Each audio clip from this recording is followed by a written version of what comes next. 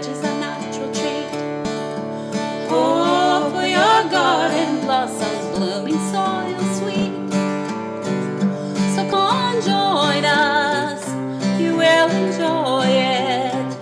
You'll stay informed when you are gardening with hope.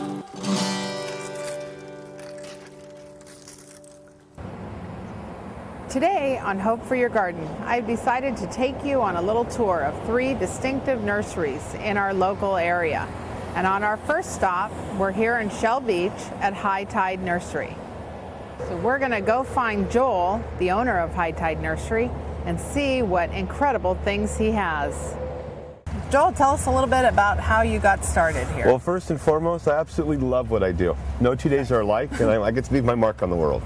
I've been in the plant business almost 29 years. I worked somewhere else for 25 years, and this is my 4th year on my own. My wife and I have High Tide Nursery, and it's very exciting. It's very nerve-wracking and very exciting in the very same breath, and I wouldn't have it any other way. Yeah. Shell Beach is very welcoming. It's very forgiving in terms of growing. This time of the year for the holidays, I have mandevillas and hibiscus in bloom. I mean, we're running and cutting our roses, don't bloom, you know. Yeah. So it's very, I love what I do, and I love being right by the beach and on the Central Coast. Nice. It's absolutely gorgeous here today. It's like, I would almost say 70 degrees or typical, you know. There. Yeah. We're pretty much babies. If it gets below 60, we're crying. If it gets above 80, we're crying. Yeah. We're watering twice, but we're very forgiving weather, very paradise. It's gorgeous. So Joel, I guess we'll take a cruise around and take a look. This time of year we have just absolute, what I like to call monster-sized poinsettias. We do deal with the smaller ones. Right now, these are just gorgeous. They're huge and full, and they will last the season. They clearly make a statement for their large size. Wow. And they're only $20? These are only $20. Wow. So they actually do very well. We do carry a pretty good assortment of bedding. Yeah. Some vegetables and herbs. And I do a lot of perennials, verbenas, millionbells, a lot of things that perform well on the coast. Nice. It's really fun to just come and see how well you have packed this in, because you are really tiny. I mean, I love what I do, and I don't mind how packed it is, but it better be neat and clean. Right. And you better be able to walk with your hands behind your back and see what the prices are. I'm a big proponent of those 2 factors, and I think that makes us work. Yeah, it's just absolutely incredible. Wait till you see the rest. Oh. So Joel, one of the things that you do really well here is succulents, and you have amazing planters. I love what I get to fool around with succulents. I'm a huge proponent. Our inventory for succulents has doubled, tripled, and quadrupled as the years have come on. We host 2 succulent seminars a year, and they are standing room only. We encourage people to bring in their own piece of pottery. We will give them a free succulent to get them started, and then I'll give a small demonstration, and then we'll work with you. When that customer leaves, they will leave with a finished product.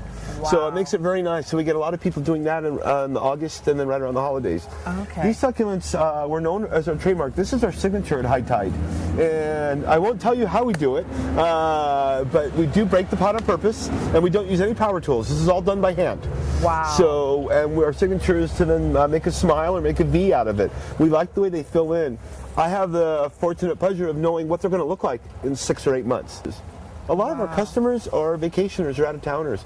I have to give them something that they can put on their patio table that will still look good when they come back 3 weeks later with no water. So that's where succulents fit the bill. I mean, we love succulents. Wow, these are absolutely, they're just incredibly artistic, and we're very proud of what we do. So the fountain you see here was High Tide's inspiration for the succulent pottery that you just saw. I thought when I was cleaning this fountain one day if I could just put plants there, and then a piece of pottery was broken, and I finished breaking it on purpose, and this was the inspiration for what you saw over there. Magical. And then we took the ideal and ran with it. Yeah, I love it. We're known at High Tide for our contemporary fountains. We don't want to do lions or dolphins. We do clean lines. We really consider our fountains sculptures with running water. The criteria I like to meet is it has to make noise and look like a piece of art. The water noise will draw your eye to see what the art has created. As we walk around the nursery, you'll see some different things along that line. That's what we're known for. It's very contemporary, clean lines. I love this. It's like an eternal fountain, and it sounds like I'm near a river. It can go in many applications. It can either be in a courtyard or an entryway or out in the landscape because it's so sizable, yet makes a good deal of noise.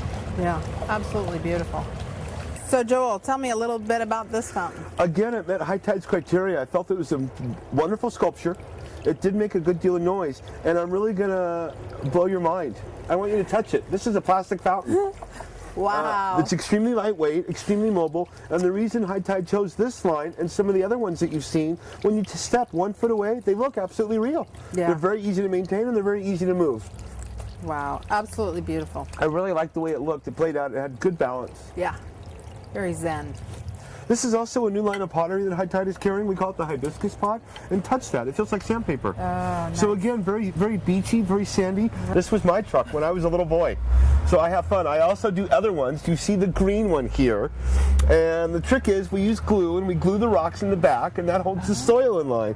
But again, we're experts at what does well and what's going to grow and what's going to fill in. So again, we like them to look finished and full.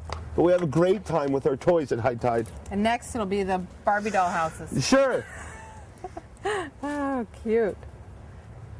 And these are for sale, and they are only $39, which is just incredible. Absolutely beautiful. The sign of a really good nursery that's been there a while is a giant ancient aloe plant.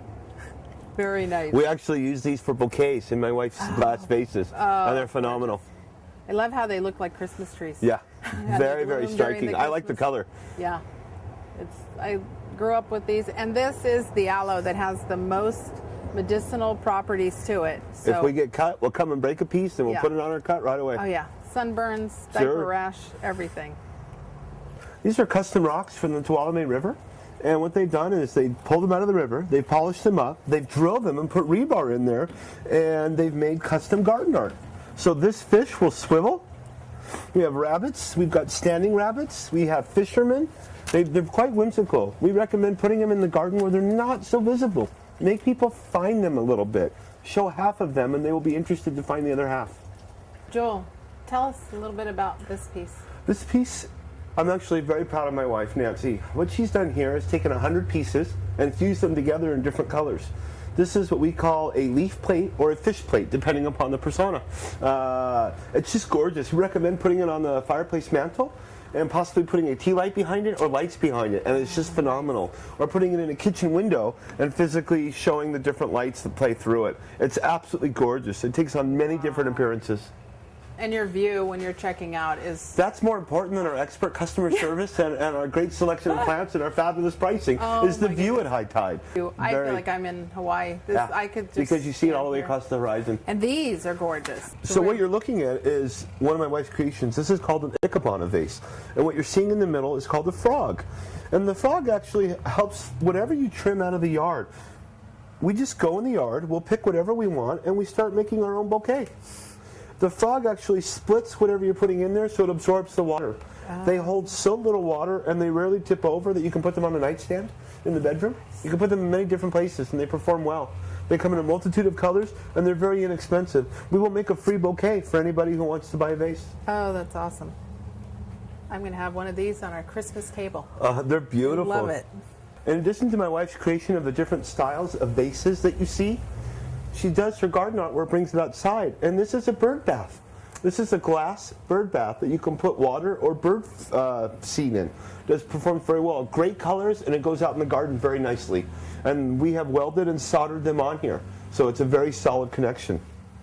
These are gorgeous and beautiful, the glass colors. Yeah, I'm very proud of her. She does, it's just very striking. These could also be used as butterfly dishes. Correct. Put a piece of fruit on there. Absolutely.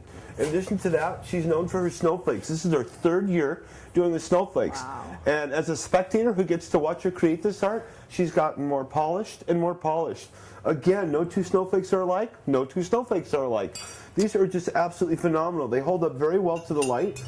They are fused glass, and they're just gorgeous. Oh, how fun. You also have great lines of... We'd like to make a one-stop shopping. We carry mulch, potting soils, succulent mix. We do have the fertilizers for what people need for the different projects they're working on. Thank you, Joel. That is absolutely You're more than gorgeous. welcome. I am very excited. Very excited. Please enjoy your new bouquet. Yes, I will. I'll be back. Well, Joel, thank you. Thank you very much. It's been a slice of heaven having you guys. I love to share what I do. Yeah, I feel the same way, and I just think that there are some incredible little niche nurseries like this out Thank there. you. I didn't realize you had all this, so this is. We've packed a lot into a small area, but we've made it neat and clean. Oh, I love it. So now on our tour of distinctive nurseries, we are at Osos Valley Nursery. And this is my home. This is where I've grown up, and this is where I've learned everything I know about plants. So we're going to go and take a tour. One of the things that we love to carry is good plants and good garden art to make any masterpiece in your yard. So we do carry a lot of garden art. We carry a lot of plants. We have shade plants, from ferns to drought-tolerant native shade plants. And so there's pretty much a plant for any situation. And I love using plants as textures and colors, and pretty much to paint a picture in your yard. Keep a really nice supply of bedding plants for each season on hand. We have a lot of what I call hard goods, but they're the fertilizers and the soils. What I believe is that to become a green thumb, you first need good soil. Whether you're in the ground planting or in pots, in containers, soil is key. And so we carry probably at least 10 different varieties of planting mixes, potting soils, and we carry soils to match everyone's needs and every plant needs. So whether you have sandy soil, clay, loam, rocky soil, we have a planting mix that will be best designed to make your plant thrive. Things that I love about our nursery is that we're able to do display gardens, and that we're able to grow the plants so that you can see how they look when they're fully grown, and to see how well they do, and to see what their growth habit's going to be. And so a lot of our plants we actually grow here and have in the back in display gardens. So we have a protea garden, we have a cactus garden, we have kind of a little Victoria garden on the other side. We have a vegetable garden in the back, and I can actually go out and show people how beets grow, how carrots grow. And that part of the nursery I absolutely love, because it really lets people get excited and see how something's going to grow, how it's going to look. And so they're able then to visualize it in their yard. So this is Teresa Bloomfield, and she's my right-hand lady here at Osos Valley Nursery. She's been here with us for about 4 years. And so Teresa, tell me a little bit about your background. Great. Realized as an adult with children that I really did enjoy gardening, so I entered the Master Gardening program through Michigan State University. I was certified through the extension for about 5.5 years before I moved here to California. I've been soaking up a lot of knowledge from Hope. Yeah. Teresa, what's your favorite part of the nursery? Well, definitely helping the customers, passing on, the knowledge that I've gained, and also helping them diagnose any problems with their plants, including diseases and pests. Nice. The chimes are going crazy. We do have a huge selection of chimes, and when the wind blows through the barn, it makes music. Teresa and I are definitely, I think, a lot like a lot of our employees are definitely plant geeks here, and just every day I learn a new plant, I see something new. We definitely feed off of each other, and it definitely perks our interest. Well, I guess we'll go out and we'll take a tour of the nursery, and great, we'll see what's new. Well, hey, thank you. So being plant geeks, we have a lot of rare and unusual plants here. I tend to really like the fruiting landscape plants, like your Chilean guavas, your pineapple guavas, strawberry trees, even using like blueberries, but the things that you can actually eat that are grown almost more for landscaping, but that are really tasty. We just this morning received in a shipment of live burlapped Christmas trees, and if you do come into our nursery, we can properly tell you how to take care of them. And we have Christmas trees year after year. One of the things that I love to collect and to see are new and rare plants. And there's so many just old-fashioned plants that are rare and hard to find. And then there's new plants that nobody's ever seen before that are being hybridized and created. And those are the ones that I just really get me excited, and so I tend to buy a lot and bring a lot in. And there's Annie's Annuals up in Richmond, California, is I think one of the largest growers of rare and new hybrids, and so we've worked it out with them, and they ship us some of their rare and new things, things like the old-fashioned snapdragons, the fragrant nicotiana, and so we have such a wide variety available to us now. So this is our Japanese garden statuary area. We have a lot of statuary to meet all your gardening needs, and we do carry a large selection, but nothing like you're going to see at the next nursery on this garden tour. One of the things that we've become famous for at Los Osos Valley Nursery is our pottery. We have the largest selection of pottery on the Central Coast. We carry all styles, designs, and colors, and we usually run sales and have great deals on our pottery. We have countless suppliers of garden art, and so we carry a large variety of wall hangings, art that goes in the ground, to just outdoor sculptures. And this is our houseplant barn, and we carry a wide selection of houseplants from low light to high light, and we pretty much have a houseplant for every need. So do you see the resemblance? I fertilized my hair and I can't do a thing with it. And this is a string of hearts in one of our lady planters. So this is one of my addictions, cactus and succulents. This is just a very small amount of what we carry. And somehow I believe next week we'll be getting in another 5,000 cactus and succulents. And so there's just so many varieties, and they're a beginner's dream because they are so easy to take care of. They're beautiful, they make great gifts, and they're just fun. This is our poet tree, and my mom started this about 20 years ago. She takes poems from the poetry mailbox, and then people can come in and write their own poems and put them in the mailbox, and then she'll laminate them and hang them on little chimes on the tree, and so people can read. And I haven't checked lately to see what people have been writing. We always seem to have people filling in. Oh, there's a good little stack in here.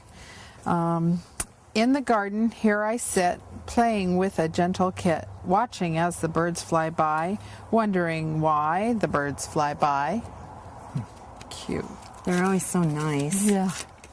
This is me under the tree. The tree is divine, scent so fine. I hope the garden flourishes and that it nourishes all humankind. People really do amazing things, and some are anonymous and some will put their names on them. And the sign of a really good nursery, having a giant aloe plant. I believe this is one of the largest or oldest in California, and it's absolutely huge. And I guess that will end our tour of Los Osos Nursery. And thanks, Teresa, and I guess we'll see everybody soon. Oh, bye-bye. So now we're at Tree Man Nursery out on our tour, and we're going to go find Zan and have her show us around this 4 acres of nursery, and it is packed full of things. Zan, maybe you can tell us a little bit about how you got started here. Yeah, well, I was looking to have my children, and I needed a business to raise them in, and I didn't know I could sell a dead horse, but somebody suggested a nursery. And I got to thinking dirt, sunshine, water has all the right ingredients. And so I was in. I started the nursery from there. Wow. And I'm trying to teach the values of the nursery to my children and have them spread out into the community as well. Wow. And you do all the trees that we planted throughout the nursery have been distressed, broken, or damaged trees because we want people to know that there are no ugly trees. Within a couple years of pruning and love, that they all shape up nicely. Oh, this is fabulous. So the sound that we're hearing in the background is the, besides the roosters, is the cottonwood trees? Yes, they're related to quaking aspen, and that's why they're one of my most popular shade trees for horses and people with lots of acreage, because they like to hear them talking to them. Oh, I love it. Absolutely. So tell me a little bit about the statuary. Well, we figure that the water element is a lovely part in a garden. Not only do the trees talk to you, but the water adds to the quietness of making your own habitat for yourself as far as a sanctuary. And I got heavier into statuary when we moved here as a weird artifact of 911. 911, how does that relate to statuary, right? And what happened was my vendors, the sales reps, came in and said that there was nobody in front of me during the pouring because you have to pour the concrete, dye it, and send it to you. And there's always a big waiting line. And so I asked why was there nobody ahead? And they said people canceled their orders because they were fearful of the economy. And I said that makes me very upset. Was that because we're saying that the terrorists won that round because we're fearful of what capitalism is all about? Right. And they said that they would have to lay off employees. And I said, no, you keep pouring and you go back and tell the other guys, personally from Zan, that what I thought of them. Nice. And so I got more into statuary. And it doesn't freeze. It doesn't take water in the summer, so we can store it. So we started stockpiling the statuary, and now we've become known for our good selection of fountains and fabulous statues from vendors that I like supporting. Yeah. Oh, I love it. It's amazing out there just to see all the different varieties and kinds. So tell me about all the chickens. I see a lot of chickens. We finally became a rooster retirement community. What happened was I was being overrun with slugs and snails with the plants that we were bringing into the nursery. And I complained to the right woman. I told her that, what I need is a white Peking duck. And she said, I just so happen to have a whole bunch of them that were packing material. And I said, packing material? What's packing material? She says, well, I ordered white Muskogees and they packed all the chicks in with white Pekings. And so the ducks have been an invaluable part of my integrated pest management. So then a 4-H FFA mom said, the kids have aged out. You want a couple roosters? I said, yeah, sure, no problem, they'll work. Well, 30 roosters later, I was covered with showbirds. I mean, absolutely stunning things that I didn't know the names of. And people started asking me, what are they? So we had to make lists of what the birds were. That's a buff cochon. I had to learn chickens, on that. And whereas the ducks ate the slugs and snails, the chickens get the earwigs, sow bugs. They've cleaned the pots. I don't have near the black widows or other spiders. They eat everything. I'm so happy to have the chickens. Suzanne, tell me about your philosophy. Well, it kind of evolved.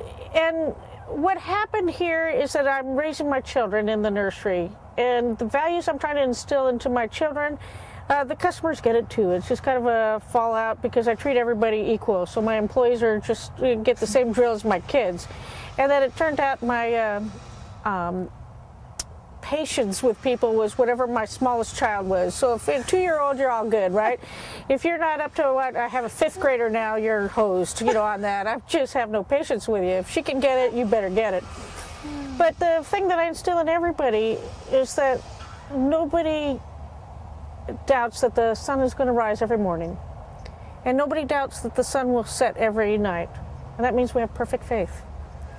And that the plants get all the sun they need, they get all the water they need, so that the universe works. It's all perfect. So what I try to teach my children here is that the plants that live, the plants that die, all go back into the whole life cycle in that, and that we're all part of the entire planet, whatever we do. So a piece of our consciousness tries to go out with each plant as we're teaching people that we're planting our yard in your yard, and the whole tree man is trying to filter out into the community and spread the nice good. Oh, that is beautiful. Absolutely beautiful. I think I'm going to take some of that with me. On that, what turned out that some people were specializing in strictly native plants or drought-tolerant plants or exotic plants, and it turned out that we just specialized in plants that will grow here. And we started collecting things like on a botanic garden. So if there was a plant that we liked, we started collecting many varieties of it. And what we're seeing now in the box storization of the country is that you're getting less and less.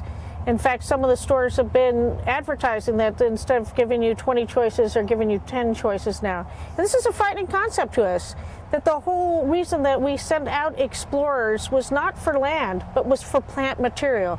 And I get cranky with people who want strictly native plants because that is going against what we've done.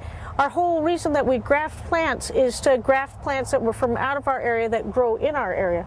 So we're all about drought tolerant and using the least amount of water, but that's good, sustainable agriculture. And we try to teach people how to make habitats and how to make watersheds in their own yards. The yard should be a sanctuary for you and your family. So we have two things going, form and function. So you can have lots of roses in there, but take less water by using our mulches and using ground covers and things that keep the water from respiring out.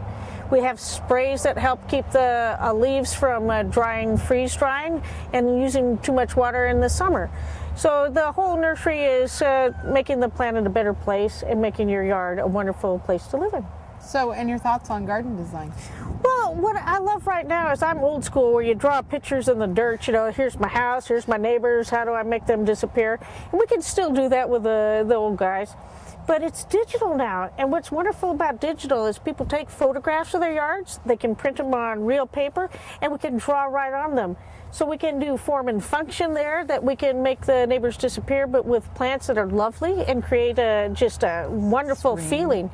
They're bringing in photographs from magazines, and even though we might not have the same plants, we'll have plant material to give that effect. And so we can make anything happen. I love the photos. This is working for us really good. Yeah, and people can even just bring in their cameras if they can't get them printed out or they find something and they want it right away. Absolutely, so that's nice. Or samples in baggies. And we actually like to see the samples of diseased plants and bugs in baggies so that we can identify them and correct the problems.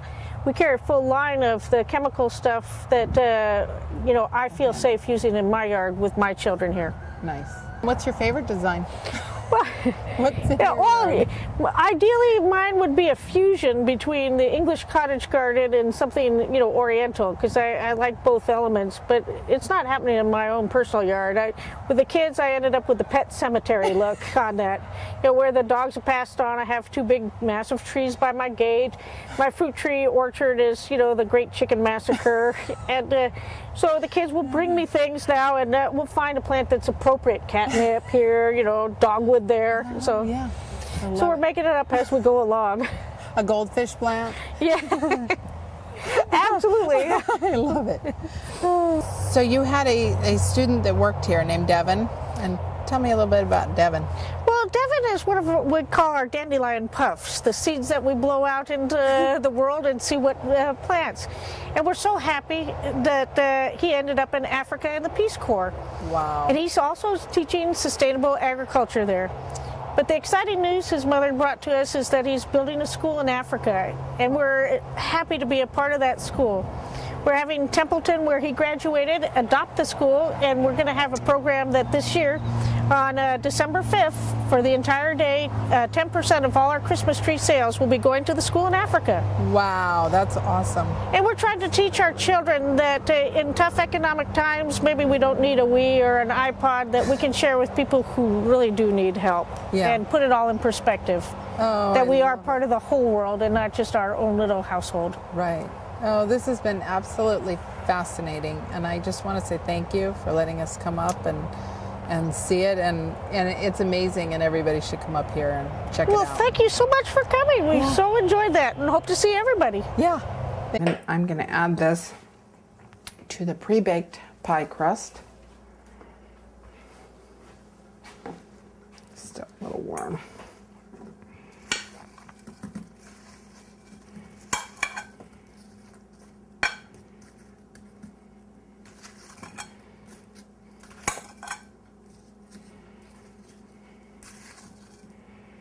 I'm going to have a little extra pie. I think I may have to. I think our Braeburn apples were a little bigger than normal. I'll just try and move those in really good.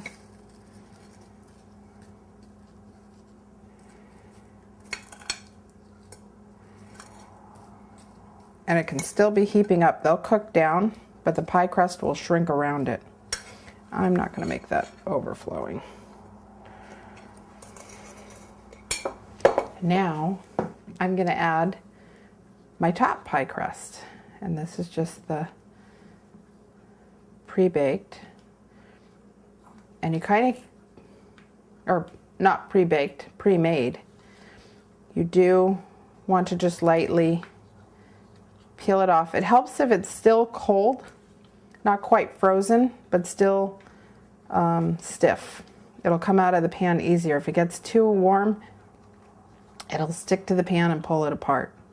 And I'm really, really close on that one.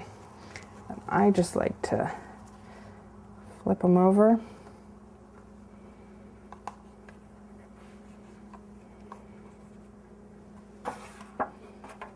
Ease its way out. And this way you just press it on in.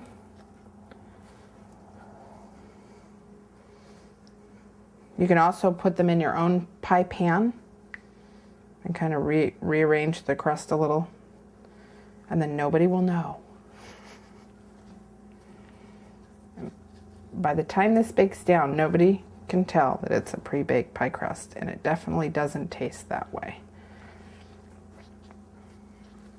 I usually put a little slit in the top, and then I'll brush it with butter before I stick it in the oven. One thing I like to do, just to really give it nice flavor, is to brush the crust. I don't do the edges, but I brush the upper part of the crust with butter. And this definitely gives it that homemade flavor.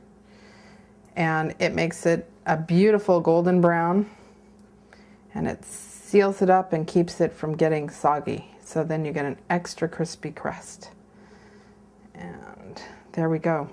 If you don't have a pie crust edge keeper, people put those on to keep the crust from getting too over brown while the rest is baking.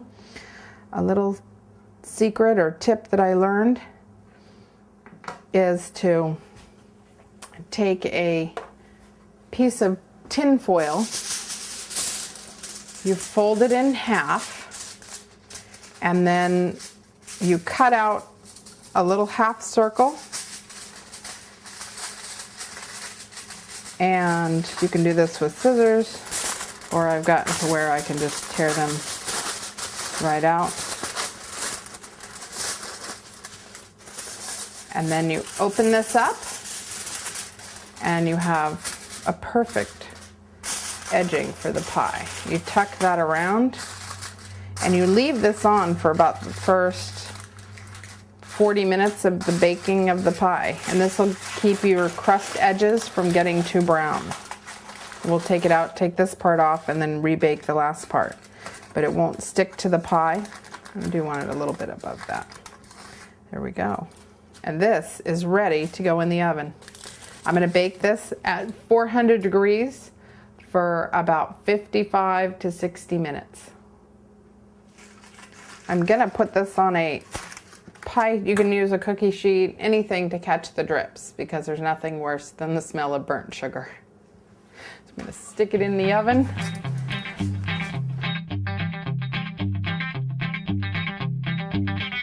So by the time I came back to get our pie out of the oven, the photographer and her assistant had already taken it out and tried some. And this is what they gave me left over. And I must say though, it is absolutely delicious. So come on, join us. You will enjoy it. You'll stay informed when you are gardening with hope. Thank you for joining me on Hope for Your Garden. I hope you have found some useful information.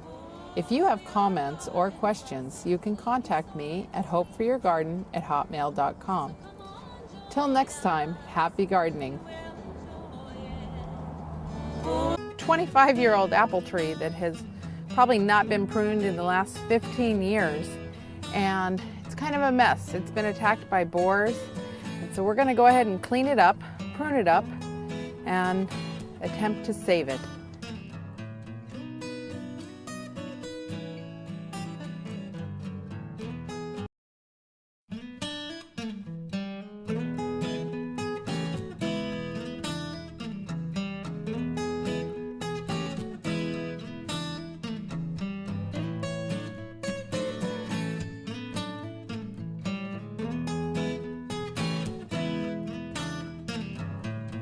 here's our apple tree. Now we have it all pruned up, looks a little bare, but come summer, it's gonna have a ton of apples on it.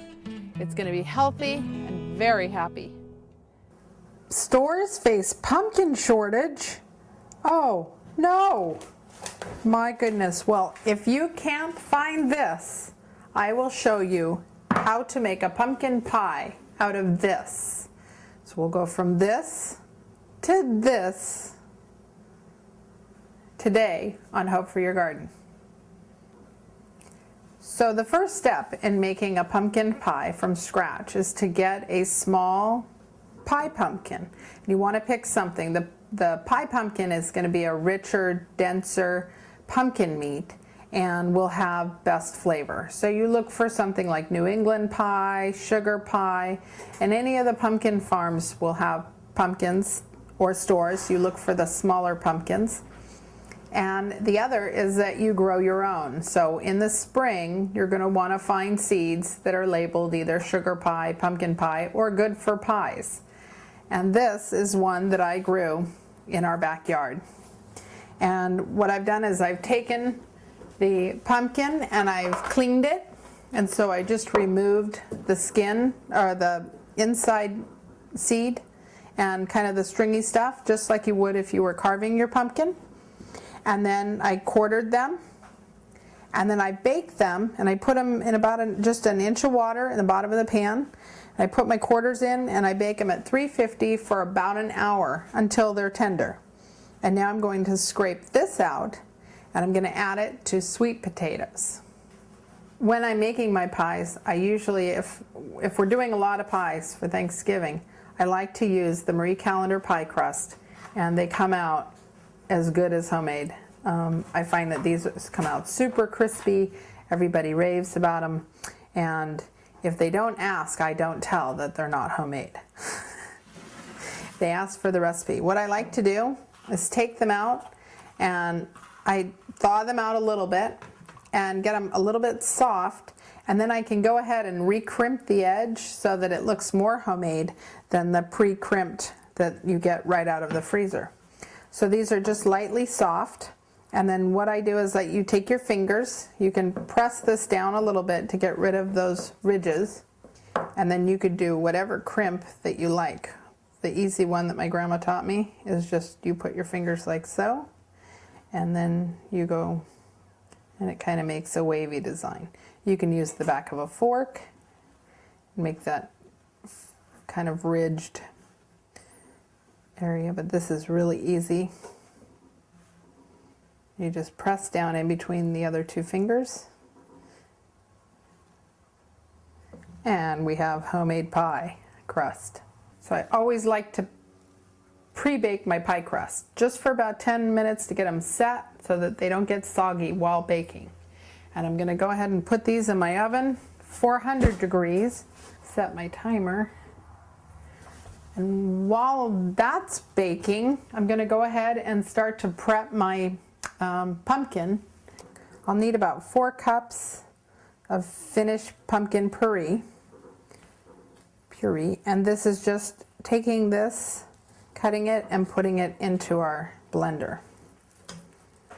By baking this instead of boiling, you can boil pumpkin. It gets really watery and it loses a lot of its flavor. So by baking it, it keeps it really rich and keeps it probably a little more like the canned pumpkin that you would get. Earlier, I baked a couple sweet potatoes to add to this. And I wrap them in tin foil, and then I bake them at about 400 for about an hour. And all that sugar that's in the sweet potato caramelizes into sweet potato or yam. These are actually yams, though I like calling them sweet potatoes.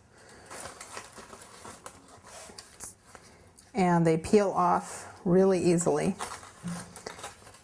And I'm just going to add the whole thing.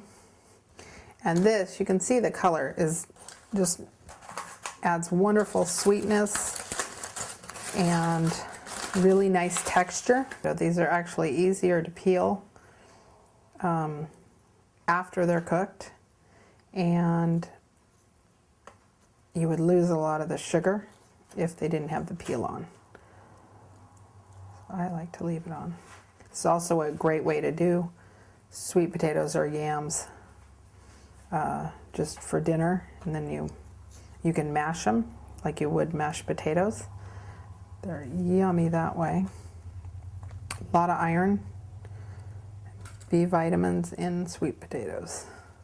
And at this point, to puree this, I like to add about half of the milk that I'm going to add. So I'm going to add about a half a cup, and this will help this puree a little bit easier.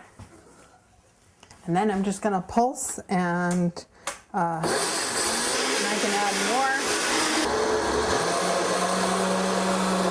So now I'm going to go ahead and add my pureed pumpkin sweet potato mix, and you can see how creamy and beautiful this comes out. So this is about 4 cups of the pumpkin puree, and to this I'm going to add 1 cup of sugar, and I like using half brown sugar, half white sugar, and that'll add a little bit to the color. I'm also going to add a good teaspoon of homemade vanilla. Maybe in the next show I'll show you how to make vanilla. And you could use store-bought by all means. And then I'm going to I'll mix this up a little bit, and then I'll go ahead and add my spices. And I've used a teaspoon of each of pumpkin pie spice, cloves, nutmeg, ginger, and cinnamon. We'll just sprinkle those over the top. That'll help darken the color a little bit, and so will the brown sugar. And then I'm just going to add my 3 eggs. I ended up using a whole cup of milk, and you could use evaporated milk, you could use cream. I don't like to use anything less than whole milk. It changes the texture, and it needs to have a little bit of fat. You could even get this a little richer by adding a tablespoon of melted butter. But this winter I'm trying to watch the calories, so I've omitted that. And I do also like to add a teaspoon of salt to this.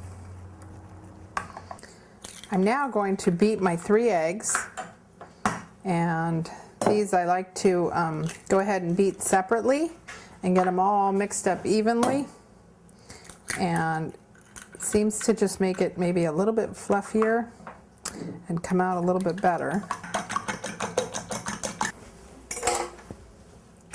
Okay, now I'm going to add my eggs to my pumpkin pie, to my pumpkin mixture, and I've almost got pie.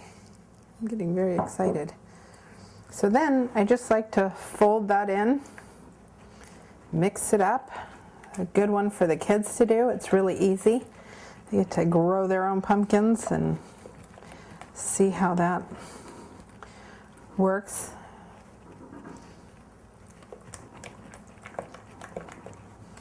And it's very economical. And that is about it. And this will make 2 pies. And I think it's like 2 9-inch pies.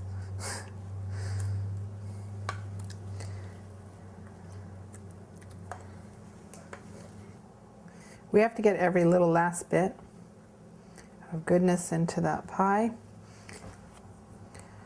And over the top of the pie, before I bake it, I like to just sprinkle a little bit of cinnamon and sugar. And this will give it a beautiful sheen and add a little bit more flavor. And it's just a really light amount, and you can either do it by mixing your cinnamon and sugar together, or I'll just do it like so.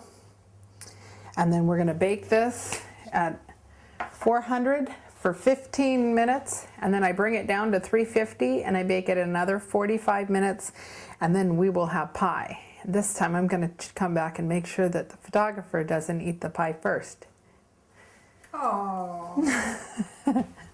So I've now pulled my pies out of the oven, and I'm ready to cut and slice. They're still a little warm, but there's nothing like hot pumpkin pie right out of the oven. You could go ahead and put a little bit of ice cream with this. So yummy. Happy holidays. Enjoy.